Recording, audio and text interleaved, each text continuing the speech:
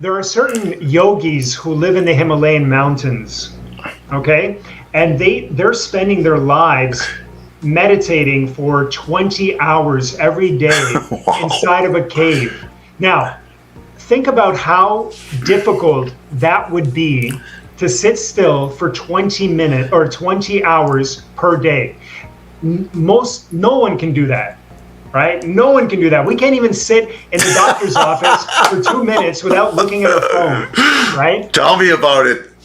So these human beings have achieved an incredible mastery over their consciousness. And who knows what kind of things one can do when you've achieved that kind of mastery. Hello, my soul brothers and sisters. My name is Vas Solo. I'm a recovered drug addict and alcoholic, a practicing yogi, and a certified meditation coach. And this week I have something different for you guys.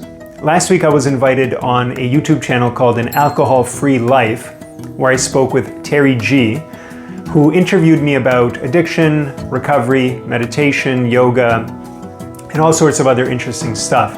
And he was gracious enough to let me post it on my channel. So hopefully you guys enjoy our talk, and let me know what you thought of it in the comments, because I've been entertaining the idea of doing my own interviews with people who are recovered addicts, so let me know what you think. Hey everyone, I'm Terry G. Thanks a lot for stopping by tonight. And we got a special guest in the house, Vas Solo, meditation coach.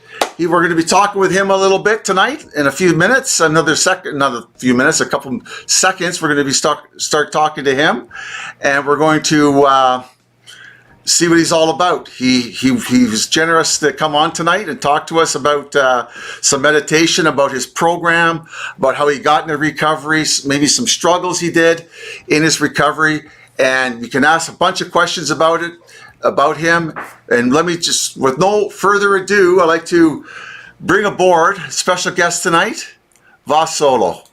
And there he is, eh? Isn't that great? Awesome. Can you hear me, Terry? Sure, you're here, buddy. You're here. Right on. Vas is from Toronto area. He lives in by Richmond Hill in Toronto. So we're not that far. We're not that far. He gets better weather than us, anyways. That's for sure. A little warmer up there. And I called him up the other day and I asked him. Well, I Facebooked Vas and asked him if he would come and join me on the channel tonight, to talk about a weakness that I have in my program, and that's meditation, spirituality.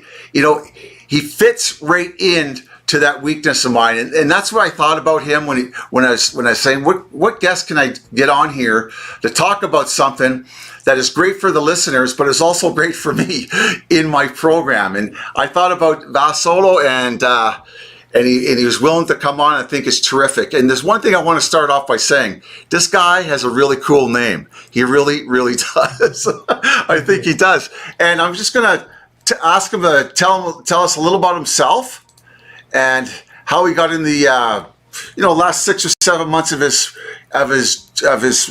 addiction life. If you'd like to share a little bit, like to introduce yourself, Vas, and just move forward with that. Yeah, absolutely. First of all, thank you for having me on, Terry. This is exciting. I'm happy to be on here and to hopefully share a good message with your viewers. So what was it like for me the last 6 months? It was like it is for most people who come into the program. It was hell. You know, I had spent about 12 years in active addiction and alcoholism, and just like all of us who come into the 12-step program, I was trying to quit on my own, but I couldn't. And thankfully, I found the rooms of the 12-step program and a fellowship that showed me what the solution was. And I followed their instructions. I got a sponsor. I worked the steps. It took me about 5 months to finish them all. Some people say you're never done working the steps. It's not true, but my first round took me about 5 months, and I had a spiritual awakening. I had that spiritual experience that the program promises, and something that I realized was that I was no longer that same person that came into the rooms 5 months before. Like, something fundamentally about the way I thought and the way I felt changed. Can I ask you one question? How old were you when you came into recovery? 32. You were 32, eh? Yeah. So I came into it when I was about 31. So we're about the same time when we came in. So you're a pretty young man when you came in. Right? That's good for you, man. That's terrific. Yeah. And what were you saying about your recovery? You had like a spiritual awakening after 5 months? Yeah, after 5 months, I had that psychic change that the big book talks about. And I just realized that I was living life in a different way. You know, I was no longer miserable. I no longer had the obsession of the mind where I wanted to use all the time. Like I was most of all, I was really inspired by the spirituality of the program. You were, right? By the higher power concept and everything. Can I ask you though, when you came, how did you feel? Like your first day of recovery, how did you feel about that? When you said to yourself, I'm gonna clean myself up. But when you went to your first recovery meeting, how did you feel in that meeting at the start? How was that for you? I was nervous. Were you? Nervous. Well, how nervous were you? Were you very nervous? Very nervous. Because you were. When I was coming into the program, by that point, I was such a wreck that I had all of these psychological issues, right? I thought I was depressed. I had terrible anxiety. And so as I was driving to that meeting at the community center, there was so many times where my mind was saying, turn around, go home, like, don't do this. But I went, you know, I think my higher power was with me that night. And I went there, I found the room. And there wasn't that many people there, but when they started to talk about recovery and they started telling me about themselves and where they had been before they found the program, I was deeply inspired because some of them had way lower bottoms than me, or at least that's how I judged it to be. And I said, hey, if you can recover after smoking crack every day, I can recover from a 3 to 4 times a week cocaine binge habit. You know what I mean? Wow. You know, so your recovery is mainly from drugs, right?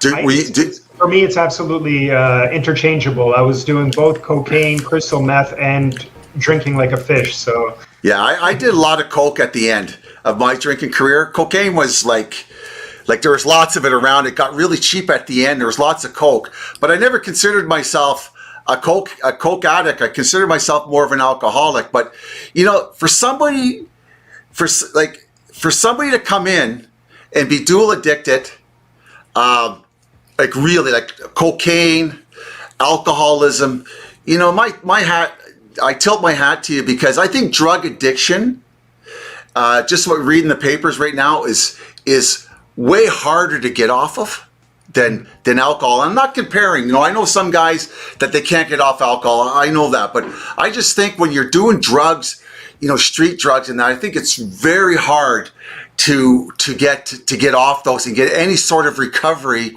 off the street drugs, fentanyl, whatever it may be. You know, it's difficult. And you know, for you to have 4 months of 4.5 years of continuous sobriety, that's fantastic. You know, like going to the meeting. What was your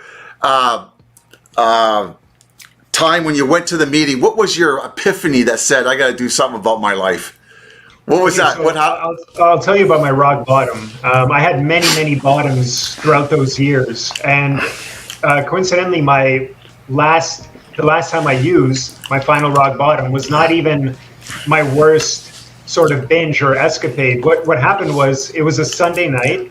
I was having dinner with my then girlfriend. She's actually my wife today, and so we're having dinner, and you know, I started to feel that restless, irritable, discontent feeling where I just wasn't happy with where I was, what I was doing, and I needed some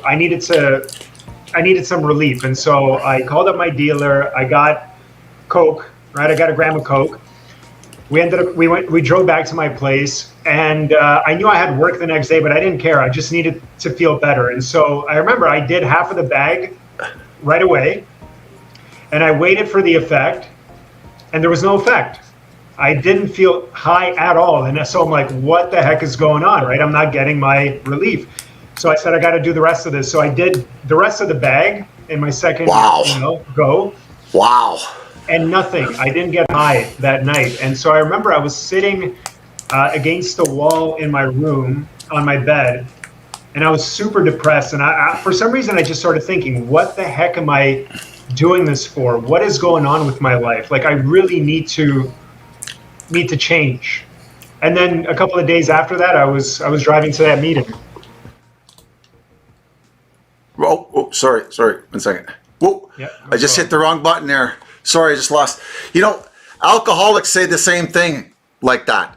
They say the booze stopped working at the end. The booze stopped working for us, and they you know, that kind of void, you know, they're drinking their faces off, to say the least, and they're just not getting drunk. They see no use of it. And I've heard that many times in the rooms about people who are drinking a lot, that at the end, it didn't work for them. But you know, you and I, you know, Vas are the lucky ones. You know, we're very lucky to be where we're at in life. You know, I think guys like you and I get a second opportunity at life, because I know my life before, when I was drinking, and you said you come in about 32 years old. I came in at 28, but I didn't get any recovery till I was 31. We have two lives, and we can do with that life as we see fit after we recover from alcoholism, because we can have a great life. We can have a great life. I'd say it's like a rebirth. You know, it's like a second, like a reawakening. Yeah, I just want to let everybody who's joined us tonight, you can leave a comment, you can leave a question to ask myself, a question to myself, or a question to Vas Solo here about his story and things that he's going to share with us in the upcoming stream here. Okay, so just to let my viewers know that, if you have any comments, any questions you want to share, or any things you want to share with us, maybe get a point of view from us when it comes in your recovery in your life, by all means, leave it in the feed and we will answer. We'll get to that question. Okay. Another thing, when I was talking to you earlier in the week, you were mentioning that when you went to the 12-step program and you connected deeply, were you into meditation, spirituality, those kind of things, mindfulness, before you came into any sort of program in your addiction? Were you thinking about that kind of stuff? I was, but I'd say I was dabbling. It wasn't anything serious. I would go through phases where I would try to meditate, but I wouldn't keep it up for longer than a couple of days. So I read a couple of spiritual books, and I was open-minded to spiritual ideas. But even though they were inspiring me, I could not implement them into my own life or solve my addiction with those ideas. Okay, yeah. Is that what you're trying to do? Were you trying to take that meditation and pound it against the addiction to help you with your life? Is that what you're trying to do in those days? Exactly. Yeah. I always find that funny about, not funny as in ha-ha, but funny as in, funny as in funny. Addicts of all sorts, and always try everything before they give a 12-step program help, a 12-step program a go, or reach out for help. We will try anything on our own to get recovery or feel better, but we won't, God forbid I would ever tell anybody I'm an alcoholic, but at the end I was so beaten, that's what I did. But I went through all sorts of hoops and ups and downs and trials before I give up the self-reliance. But that's when I the first time I heard the word alcoholic said in combination with me was from my family doctor. I remember I had this episode when I was 25 where I had an anxiety attack or a panic attack, but I didn't know that that's what it was at the time. And I thought that it was something with my heart. Oh, so yeah.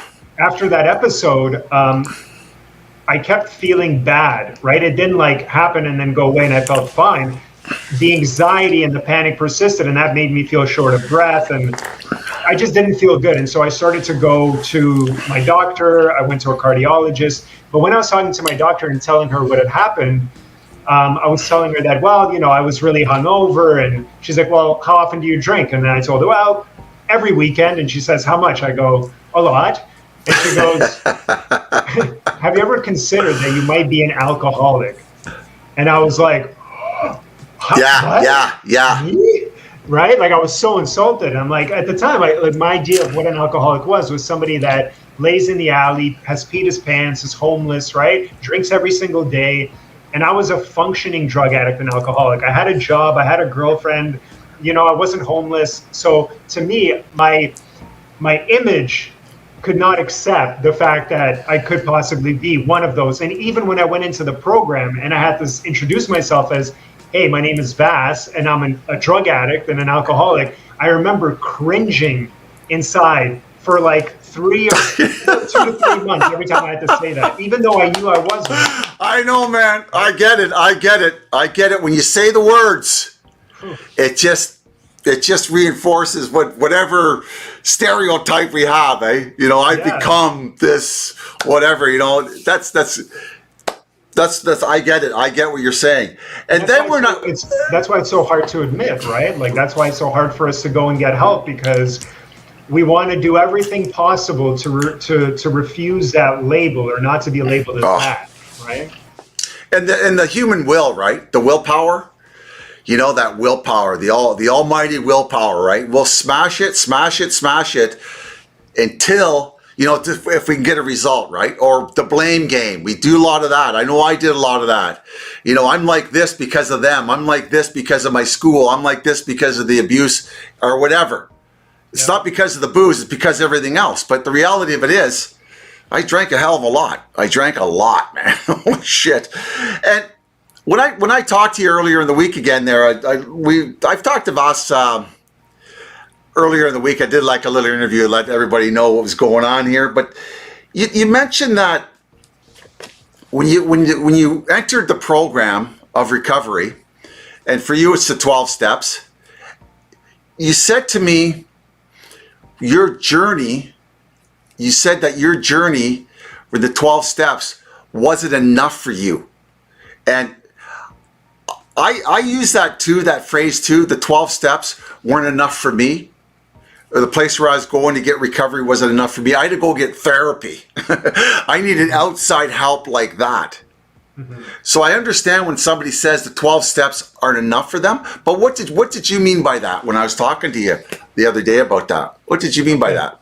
Well, okay, good. I'm glad you asked me this question, and I want to try to explain it in a way that doesn't diminish what the 12-step program did for me, because had I not worked the program, and had I not still be working the program, there's no way I would have the recovery that I have, right? So what I really meant was that after I worked the steps, there was this period of grace where I felt, they call it the pink cloud, right? In the rooms, we refer to it as the pink cloud period, where everything is just absolutely wonderful. Like, you're on this, it's a period of bliss, right? You feel completely protected. Anything is possible. You feel happy for the first time.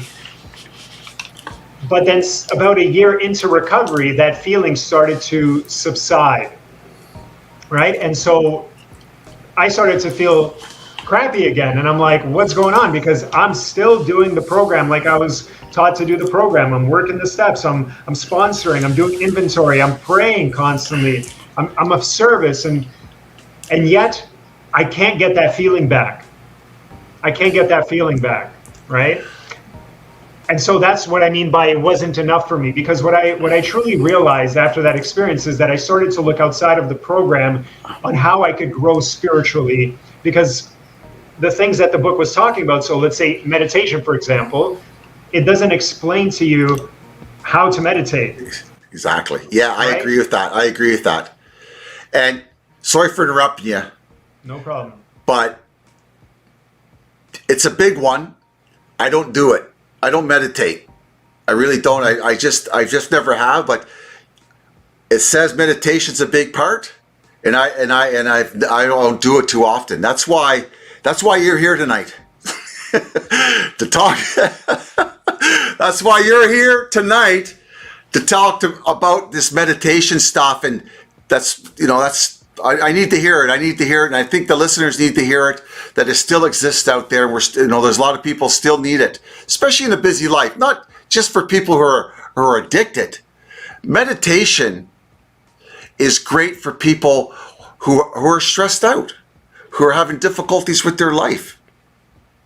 Those kind of things. But sorry for interrupting you, Vas. Sorry for interrupting you. Just take it away. No, that's okay. And I know you popped up a question there from somebody that was... he's just welcoming you. Peter's welcoming you to the channel.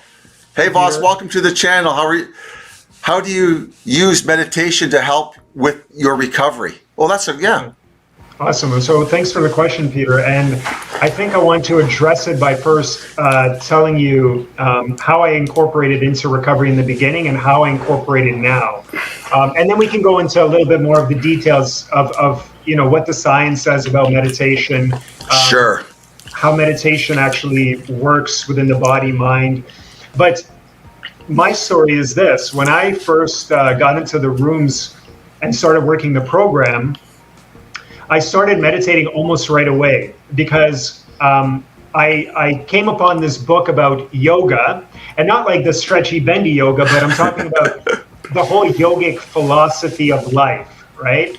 It talked about God, the spiritual path, spiritual practices that allow us to expand and to grow spiritually. And one of the practices that was central in the book was meditation. And so because I was so inspired by what I was reading in the book, and because it's matched what I was doing in the program, I started to do it and to practice it for 5 to 10 minutes every morning. I would sit down on my cushion, I would close my eyes, and I would just try to be still and just to pay attention to my breath. Well, Yeah, I know I'm interrupting you, right? that's fine. But how do you stop the mind? How do you stop the mind from slowing? How do you slow that mind down?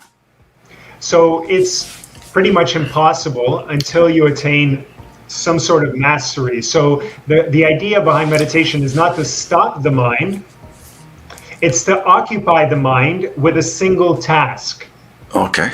Right? And so that's why something that's very simple for your viewers to try is simply sitting down and observing the breath. And what the mind is going to do naturally, it's going to get distracted. You're going to start to think about what you want for breakfast, or who you have to call later.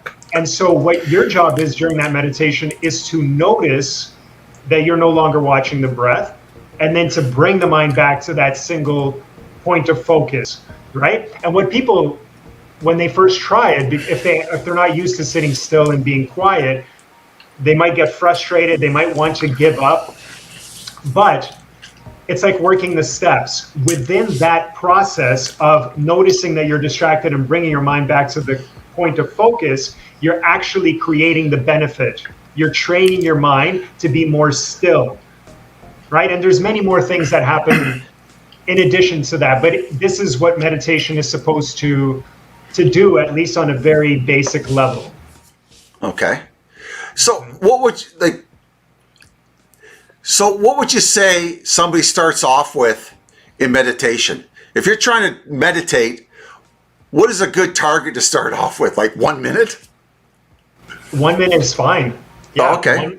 It's the best thing to do is to try to form the habit of doing it, right? Okay. And if you're in recovery, most people who are in recovery are going to have that AM practice and that PM practice, right? Or at least I do, and I know a lot of people who do. And so in the morning, I don't start my day without some sort of practice that connects me to God. So for me, that looks a certain way today. But in the beginning, it looked like 5 minutes of meditation, prayer, asking God to guide my thoughts, to help me stay sober, to be good to others, to be selfless. And that was my practice at the time. Right, okay. So starting with 1 minute of meditation followed by prayer is a great place to start. If you could slowly increase that over, a couple of weeks to 2 to 3 to 4 to 5 to 10 minutes, you're going to find that you're starting to get a lot of benefit out of it. Because now, like, we live in a world that's very different now. Like, not just the pandemic, but the world. When we talk about meditation, the world that we live in nowadays, like when I was a kid, there was a lot of church, okay? And I'm not going to talk about church because that's a whole different ball of wax. But, people relied on the church for their emotional well-being and their mental well-being a lot of times, right? You would go there and you would do the church service or whatever, and you'd feel okay with it, right? And now we're like, I'm 60, I've moved up, and now it's 2022. People are getting drawn away from that. And when it comes to healing the soul, looking after your soul, like your feelings, your mental health, new ways have come into play, right? Like mindfulness is very, very popular. And I guess mindfulness is basically meditation, right? Yes, it's a type of meditation. Is it? Yep. Oh, is it? Oh, it's like if you think about exercising, there's different exercise modalities, right? You have CrossFit, you have bodybuilding, you have running, right? So meditation is similar. There's the practice of meditation, or like fitness, and within meditation there's different meditation techniques and routines. So is mindfulness a meditation? Yes, mindfulness is a way to practice meditation. So what is mindfulness, if you don't mind me asking? I'm not an expert on it, but mindfulness essentially involves practicing being present in the moment. So you'll notice there's a strong similarity between what I was describing about watching the breath and mindfulness, where you, for example, are asked to sit and to just notice how you feel. Like you let's say you asked to connect to your body. How does your body feel? Is there tension in the body? So it's asking you to remove your mind away from what you have to do tomorrow, today, and to be present. So that's mindfulness. Yeah, mindfulness is like that. That's right. So, okay, and meditation is what's meditation? And meditation is similar in that, so let me give you my definition of what meditation is. Go for it. Okay. Okay. It's not going to be the mainstream. Yeah, that's okay. That's why you're here, man. That's why you're here. Go for it. Meditation was originally developed by spiritual seekers to remove the mind from all forms of distraction so that you could focus completely on God. That's what the main purpose of meditation was? That's the main purpose. Make the mind absolutely still and to place all of your attention into being with God. Okay. What was I going to say? I stopped you there with that definition. No, I just want to. No, I was just coming up with a question. I was just coming up with a question. What I want to ask is spirituality God focused? That's in your opinion. Absolutely. Well, for me, spirituality is the essence of discovering our true self. But does spirituality have a God component to it? Like a God of like a Catholic God, like a God like that? Do you understand what I'm trying to say? Do you understand what I'm trying to say? I'm going to answer the question this way, how I see spirituality. I see God as the singular truth in existence, right? Okay. The single truth. And every different religion and spiritual tradition comes at trying to understand that truth from their own set of values and from their own perspective. And so if you imagine a circle with a center in the middle, and that center in the middle of the circle is God, then all of those various traditions are like spokes of a wheel coming towards that central hub, trying to connect with that central truth. And so if you imagine those spokes coming from all the different angles, the closer they get to the center, the closer they are to each other and the more they will have in common. Does that make sense? So differences in religion and spiritual teachings exist only on the outside. But when you start to have true experience, true spiritual awakening, then everything becomes a lot more the same. And I just want to finish by saying this. Okay, Somebody okay. once said, if you put all the spiritual prophets from all the various traditions and paths in the same room, there would be nothing but love between them and a common understanding. If you put all of their followers in that same room, they'd be at each other's throats within seconds, right? Yeah, we see that. Well, not so much right now in history, but yeah, there's been a lot of that in history, right? Good old religion, right? Good old religion, right? That's, yeah. And that's what I like about the 12-step program, because the 12-step program does not discriminate based on what your beliefs are, as long as you believe in something higher, and that higher truth is what I'm talking about. Yeah, I always think of spirituality is good for any person who, and this is only my opinion anyways, just don't take it as gospel. It's gospel. So if you're talking religion, don't take it as gospel. Yeah, yeah, whatever. But addictive people, I know our founders in recovery have said that the alcoholic is self-centered in the extreme. And I can't ever imagine being recovered, or I mean not recovered, but being in recovery for as long as I've been in recovery and not having the ability to take the focus off me. And it's not so much take the focus off me when there's people around, but when I'm by myself. And I think spirituality is really good for that. To think of there's a common good and there's a power outside of us. If you don't believe or not believe, it's up to whatever. But I believe most of the time. Sometimes I have a problem with it. But when I'm by myself and I get inside my head or I feel sad, I'm working myself up. If I just say, you got this, God, or you have this, like, it takes it away from me. And I find spirituality really helps me with the self-centeredness of life, to get the focus off me, and it gives me the ability to focus on other people, and not, in a good way, and to get out of myself and be a part of be present in the world around me. And I find spirituality really works for me when it comes to that, because when I came into recovery, I was self-centered to the extreme. Everything was about me. And when I get in that mode that everything is about me, or I feel, I'm not saying like I neglect myself. I know where the boundaries are and all that kind of stuff. But when I start having a little bit of spirituality, I start loosen up and I start thinking of other people and getting out of myself. So I don't cause a lot of shit in people's lives, for lesser words. Because once I get into my head and start thinking it's about me, hey, it doesn't turn out well. Not for me anyway. So I find that whole spirituality thing really effective. Well, we got another question here. I've got a question here. We'll pop a question in.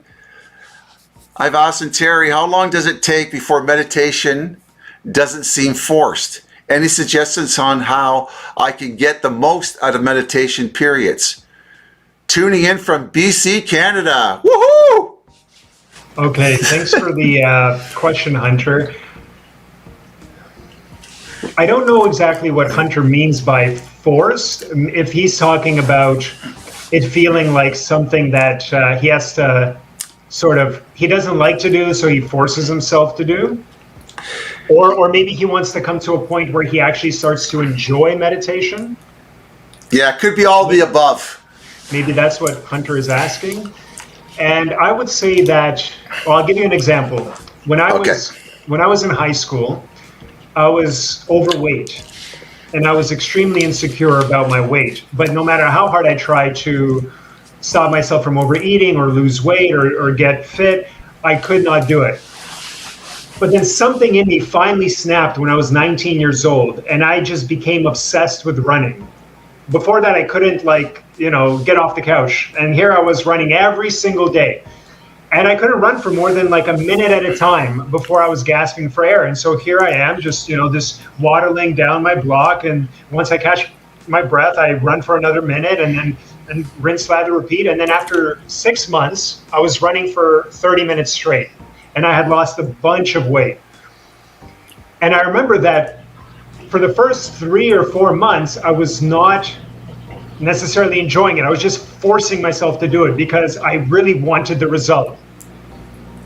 But then something clicked and I started to really feel good when I ran. I started to feel good about my progress. I started to really enjoy getting out there in the mornings and doing it. And so this applies for anything that we do and we start. It takes time for us to sort of figure it out, for that moment to pass where we're really not enjoying it. And then we start seeing results, and those results begin to motivate us. On top of that, we've established a habit, so now there's less resistance to doing it, right? But I'm not going to lie and tell you that there are moments, like for example, I'm going to meditate after we're done this stream. There are moments where I feel tired and I don't want to do it.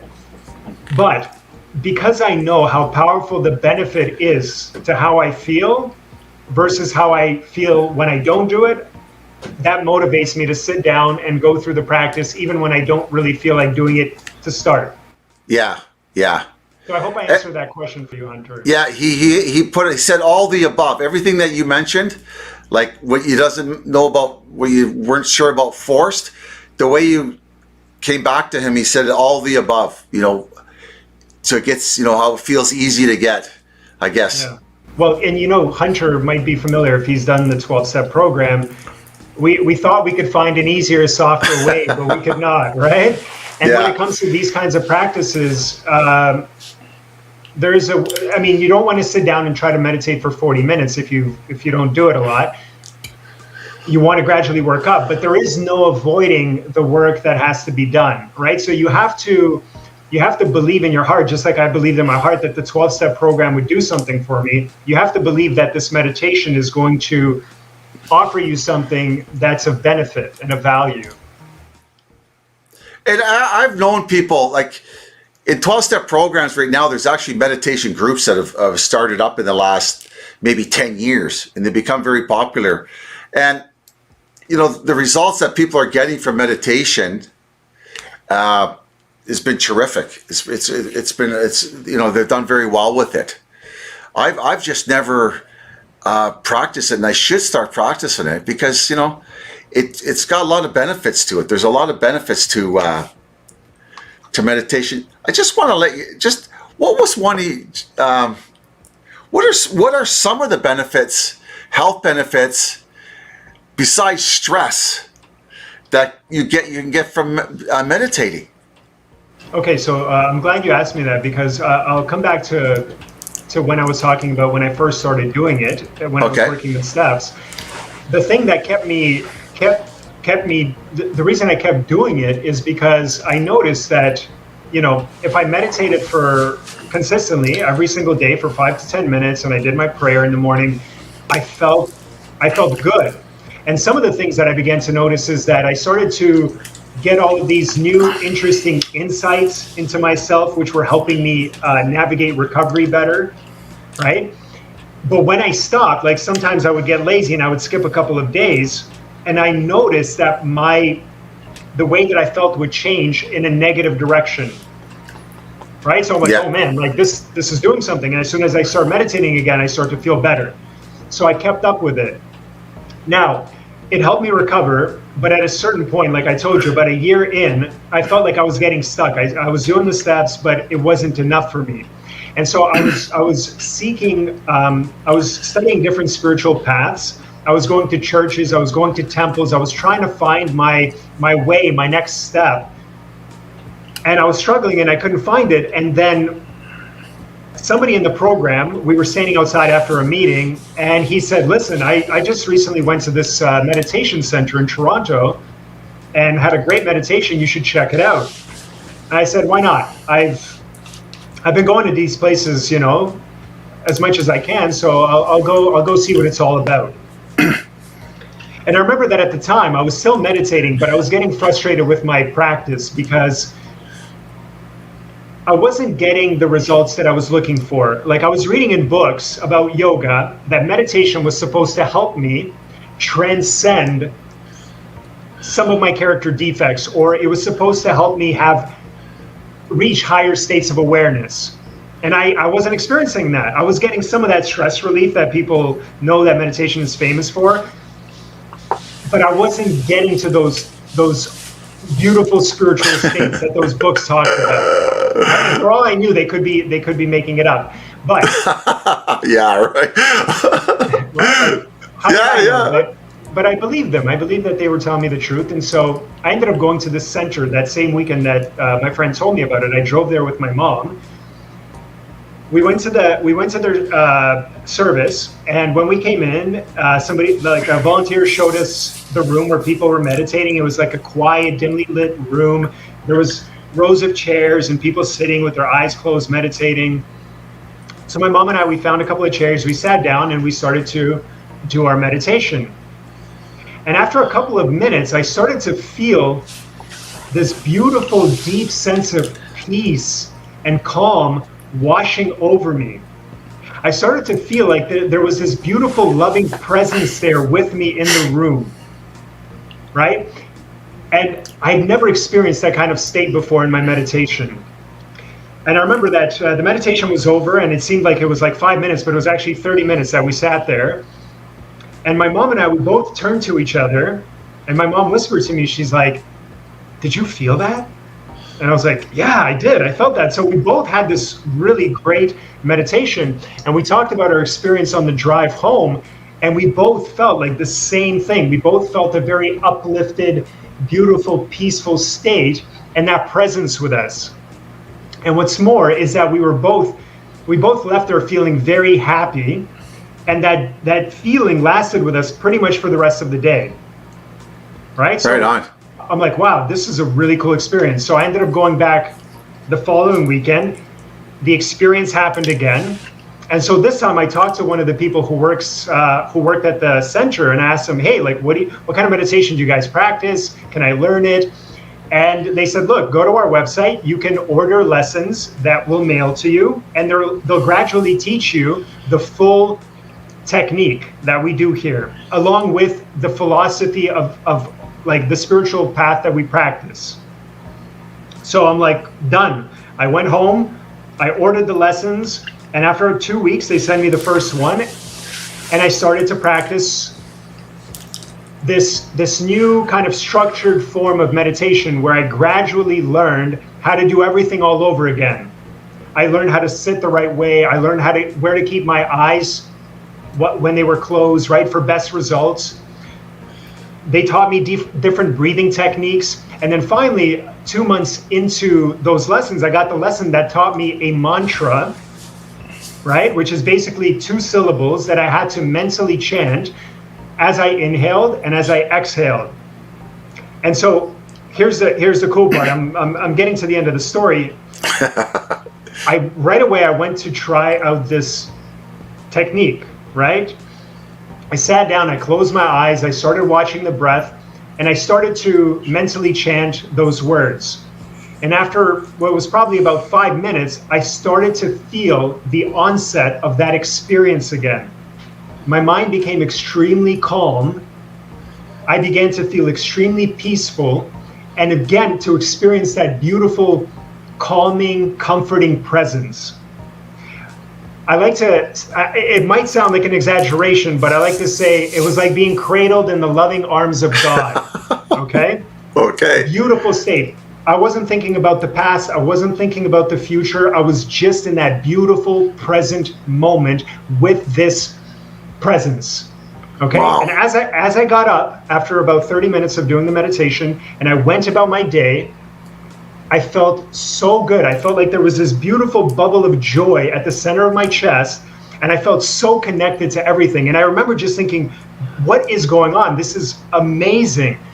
So I've been practicing this style of meditation and going deeper into the practice for over 2.5 years. And after that time, my recovery completely went to the next level, right? You know, my channel is called Recovery Plus. Yeah. So I went from being recovered to recovered plus, taking it to the next level. Because now that feeling of just peace, calm, happiness is pretty much my natural state. I'm not going to lie and say I don't go through difficult moments, but I can ride those waves without feeling like I'm drowning, right? Yeah. As long as I continue to practice this meditation, and I guess we'll get into what the benefits of meditation are and how they actually transform how we feel. But that's sort of the summary of how I got to where I am today and why I'm so passionate about telling people about meditation. Yeah, because your story also but the meditation is also connected with the spirituality, right? 100%. Yeah, I think it's very important, and your outgoingness about God presence is good. I think a lot of, I don't like to say, a lot of people don't like the word God in 12-step programs anymore. It's taken a hell of a hit, to say the least.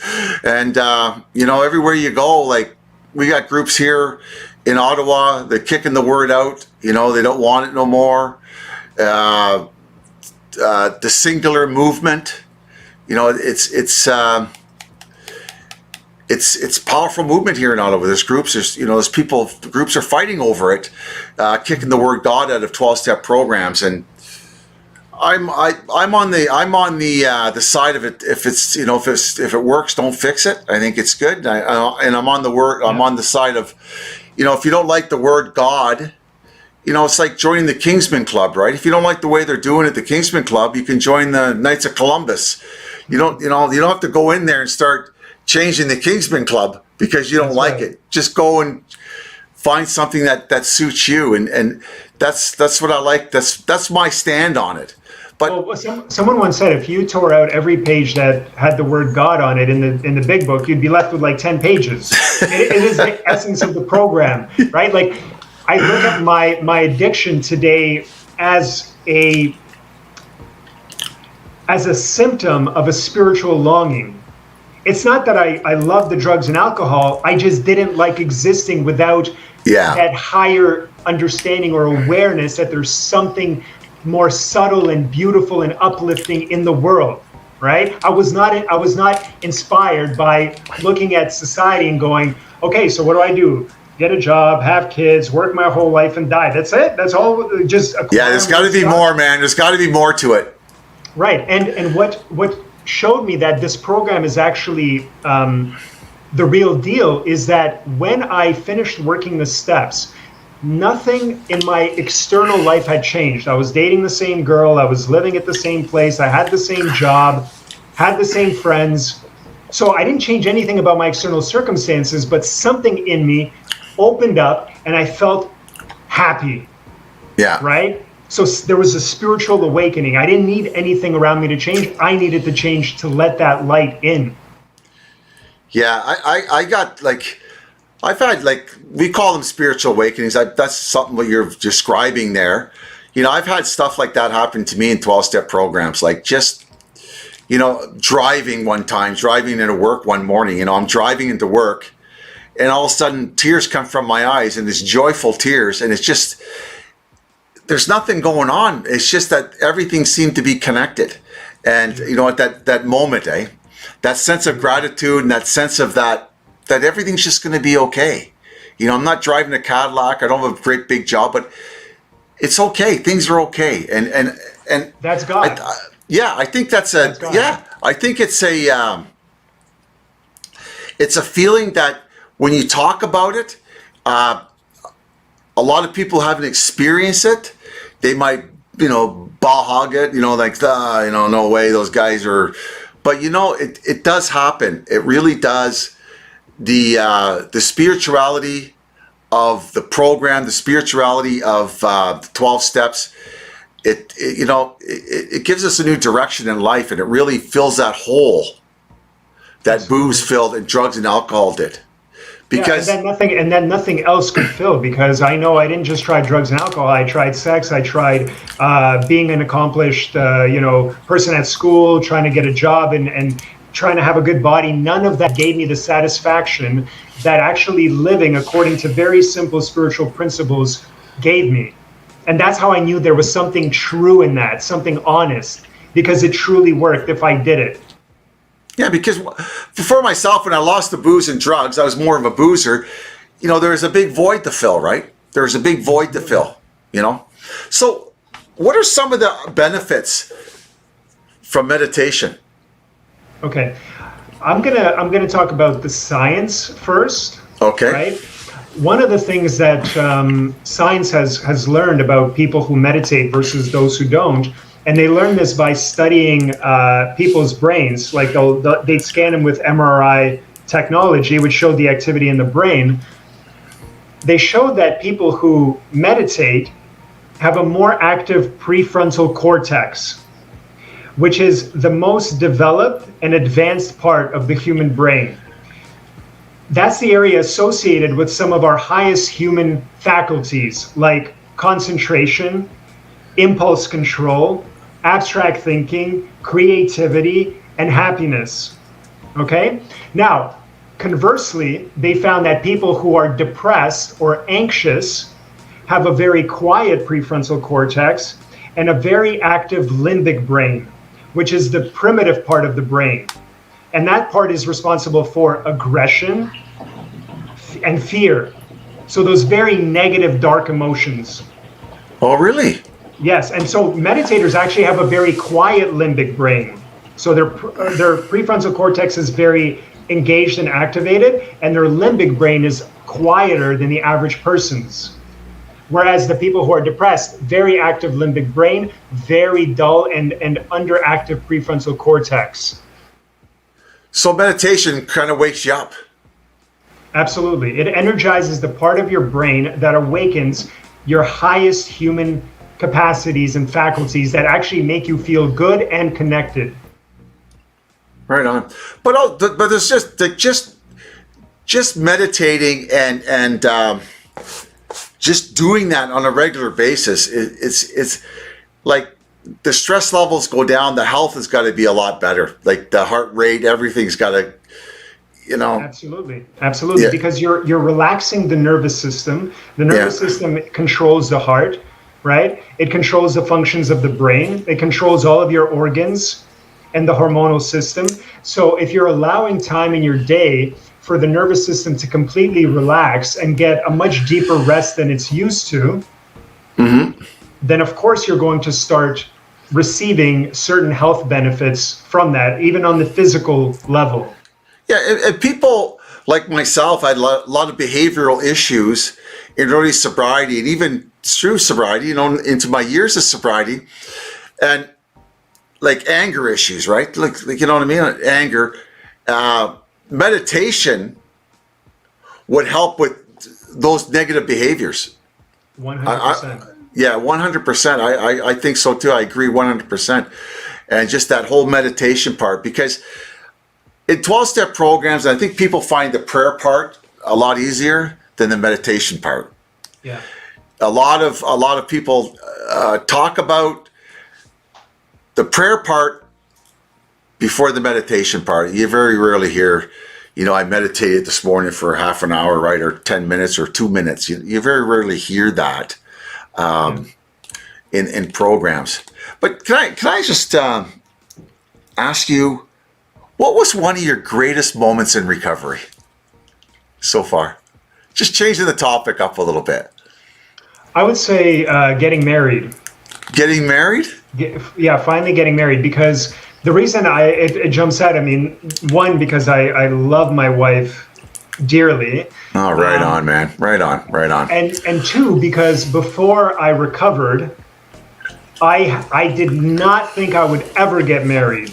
I was the type of guy who had the wandering eye, who always wanted to be with a new girl, right? Just to sleep with as many girls as possible. And I thought that was who I was. And the idea of being with one person for the rest of my life to me seemed absolutely absurd and almost like some sort of punishment. Now, when I started to recover and I started to heal, my wife was with me the last year of my addiction, so she saw the worst of me, right? And I kept telling her, I said, "You gotta leave me. You're wasting your time. I'm a pig, right? Like, don't powerful words, man. Powerful words to tell somebody, eh? You gotta leave me." But God bless her heart, she stayed with me. She saw something in me, I guess, that I couldn't see at the time. And as I started to recover and I started to look at things in a different way, I remember just there was a moment where she's probably listening to this in the other room and going, "Aw." I'm not doing it so she hears me. I know. But there was a moment where I just looked at her and I said, I want to spend the rest of my life with this girl, you know? And I just felt this deep sense of love for her. And I'll tell you, Terry, this whole sleeping around thing, that doesn't compare or even come close to the happiness that I feel being with her, right? It's a different state. It's a different state. Yeah, so, right on. When you find that true love, that true kinship or soulmate stuff, it's powerful. Do you mind taking a question? No, not at all. I don't know if you're okay. Let's see if we can get it all on there. Okay, kids today are into multiverse. Do you know this? Can you see the question? The multiverse, yeah. Kids today, yeah, they're using. Do you have any? Yeah, you want to read it? Or do you have any tips on achieving the interdimensional shifting? Do you know what that is? I've never heard of it. When Peter brought up the multiverse, I'm wondering if he was talking about the digital metaverse that Facebook is trying to create and these other companies are trying to create. Let's put it this way. When I meditate, I know that I attain a different state of consciousness.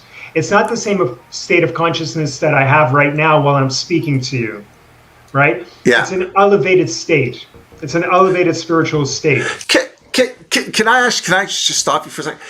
Can you, when you meditate, okay, say, like I know, like you're in a meditation.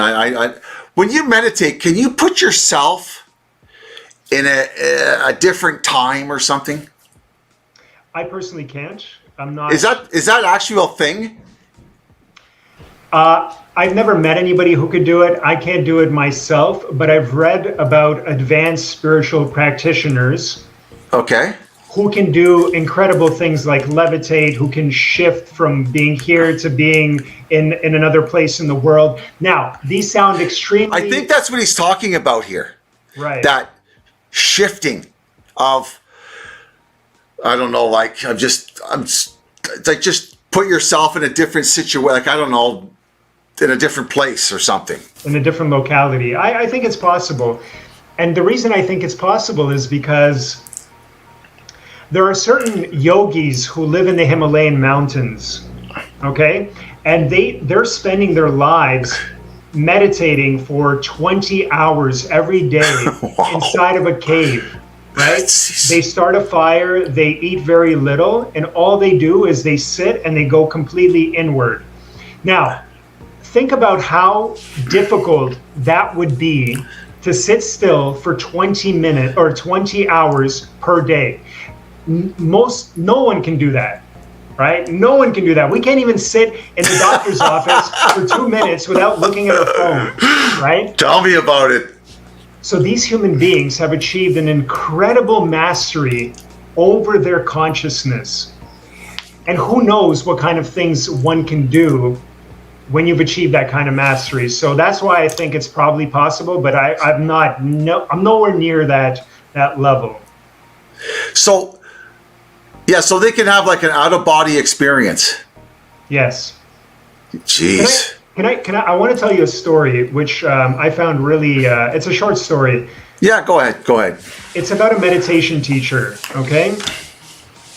He was in India, and he was giving a lecture on the spiritual path and about meditation, and somebody in the audience stood up and challenged him, and he said, "Oh, you talk about meditation, you talk about the spiritual path. Well, what powers do you have?" And in India, there's this whole deep tradition of yogis being known to have these supernatural powers. And if you have these powers, like shifting from one place to another, that means you're an advanced spiritual seeker. And so the teacher was stumped for a second. He didn't know how to respond because he didn't have any special powers. But then he thought about it for a second, and he said, meditation has given me one very important power, and that is to choose to be happy in any given circumstance. Simple, simple. Simple. And to me, that's a power worth meditating for, right? Yeah, Because if we can maintain that equanimity, that level-headedness, to us, life will not seem so tragic or unmanageable, right? I just think it's like the West, our society, you know, the Western society, you know, we have lots of things, right? We have cars and food and sweaters. We can talk on the internet like this. We can do a lot of things, right? But there's a lot of our society has a lot of mental issues and emotional issues. We suffer in different ways. We suffer in ways of stress, depression, anxieties. It's, you know, just all these internal things. And, you know, these kind of remedies for that, meditation, spirituality, I think they're trending, and I think it's very important for people to get on board with this kind of stuff, because you'll have a longer life and you'll have a happier life, and you'll just feel better where you're at in your life. You'll just feel better. And I can't stress to the people who are watching, I know we have a small crowd, but that's okay. But I can't stress it enough that if our emotional, spiritual, mental health, and physical health is not in check, I don't care if you live in a mansion and you're driving different cars every day. Nothing's going to be worthwhile. It's not going to be worthwhile. Well, so we got to look at. Go ahead. I just want to ask you and those who are watching this one question. Just ask this to yourself, and if you want, you can answer it. Sure. Go ahead. What would you rather? Two scenarios. You have to lose an arm, right? Like one of your arms gets amputated, but you will be happy. You will be happy for the rest of the time that you're on this earth. Or you keep the arm, but you're never happy again, and you live in a depressed day-to-day world. That's easy, man. The arm's going. The arm's going. Give me the saw. Cut it right off now. So this is just to illustrate how important having and working on developing that good mental health, you know, that sense of contentment, that sense of peace, because it's not something that you just get naturally. We have to work at it. Yeah.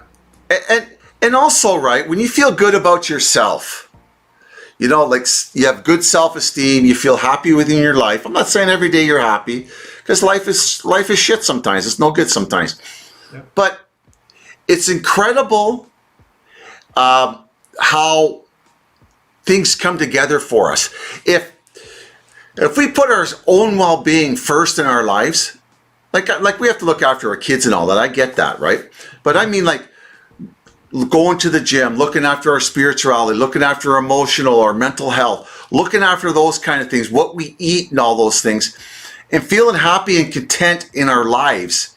It's amazing what doors open up in our lives.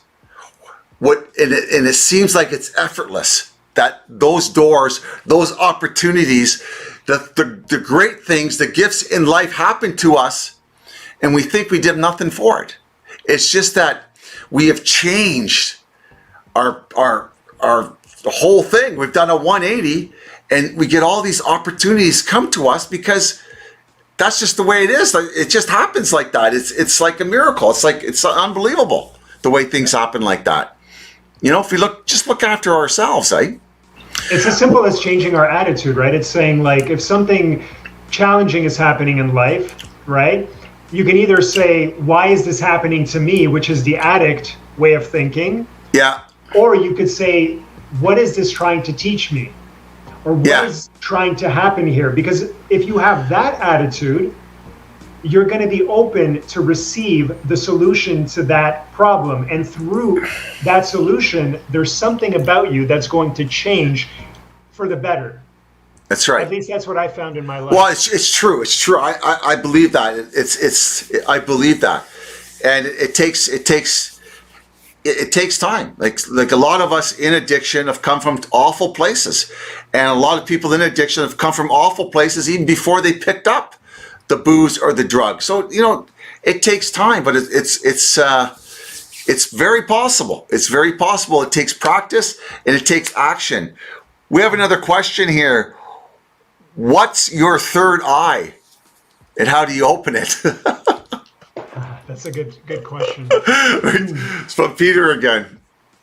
Okay, thanks for the question, Peter. I'm going to tell you what I know about the third eye that's relevant to the question, and I'll tell you what I've experienced myself with regards to the question. And so, coincidentally, the third eye, according to yogic anatomy, it's a subtle spiritual center within the body, right? I'm sure some of the people listening have heard of the chakras, right? So the chakras are 7 points of energy along the spine. And the third eye is somewhere right here at the point between the eyebrows. Coincidentally, when we're talking about meditating and what it does for the prefrontal cortex, we're energizing this specific area. So they're related. And so, in a way, what we're doing is we're actually awakening that spiritual center. We're not just energizing the physical brain, we're energizing the subtle spiritual center behind it. And the type of meditation that I practice today, you can physically feel energy going to that point. You feel it as a light bit of, almost like a pressure or sensation of energy gathering here at the point between the eyebrows. In fact, this is the goal of the technique. You use the breath to lift the energy up the spine to energize that part of the brain. And the reason you do it is that eventually, as you become more and more advanced and you practice more and more, you begin to awaken that subtle center. Now, I don't know anything beyond that because I've never had my spiritual eye open. But according to some spiritual texts, it is the gateway to,